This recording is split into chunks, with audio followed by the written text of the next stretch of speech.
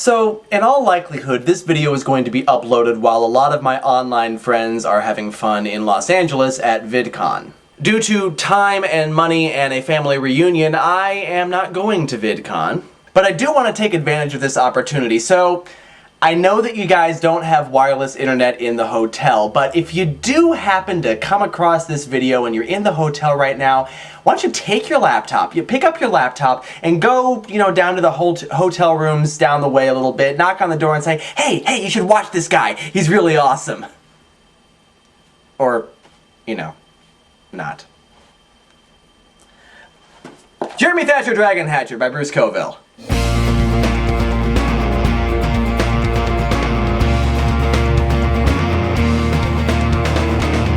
The price tag is still on this. That's weird, because I've had this book for a really, really long time. $1.49? So if the theme of Jennifer Murdley's Toad was inner beauty versus outer beauty, the theme of Jeremy Thatcher Dragon Hatcher is moving on. Jeremy Thatcher Dragon Hatcher, as I said in the last review, is another magic shop book. In this one, the protagonist is Jeremy, who is an animal lover and an artist. And he is escaping a couple of bullies in addition to a girl named Mary Lou who has a crush on him and wants to kiss him. And Jeremy is still at the age where girls are icky and have cooties. So he finds a magic shop and he buys a dragon egg. And it becomes his task to hatch this dragon egg and then to take care of the dragon until a certain time.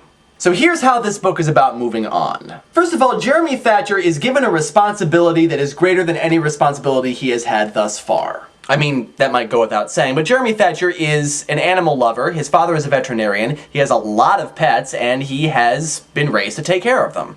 But a dragon, of course, is altogether different. Because, dragons set fire to things, and also most of Jeremy's pets would make very, very tasty morsels for the dragon. But also, there is a bond that exists and develops between Jeremy and his dragon. And not just a bond of friendship or pet ownership, although that is certainly there as well, but a literal mental bond. Jeremy knows what the dragon is thinking and feeling, and vice versa. So Jeremy finds himself bearing this very heavy responsibility, not only of having to take care of a dragon, but also of sharing a dragon's thoughts. Now, unlike Jennifer Murdley's Toad, this book doesn't really have an antagonist or a major conflict. It's basically just about the growing relationship between Jeremy and his dragon. If there is conflict, it exists outside of the realms of fantasy. Jeremy is getting ready to leave elementary school, he's getting ready to move on into the scary world of middle school, and of course he's moving past the point where girls are icky to the point where girls are desirable. And it's interesting to see Jeremy's relationships change with two people in this story. One is Mary Lou, who wanted to kiss him at the beginning, and who Jeremy finds himself not necessarily liking in a romantic way, but at least becoming friends with. And the other one is Jeremy's best friend, Specimen, which is an odd name, but there you are, who Jeremy finds himself kind of falling away from because Jeremy is maturing faster than his best friend is, which is something that a lot of kids go through at this age. But like I said, there's no major conflict. The main bulk of the story is Jeremy's relationship with his dragon. Jeremy gets very, very close and attached to this dragon, which makes the ending all the more bittersweet because he knows that eventually he's going to have to let the dragon go. Because just like with Jennifer Murdley's Toad, Jeremy is a part of something larger, a network of people who have made it their job to hatch these dragons in this realm so that they can release them to the realm where they belong.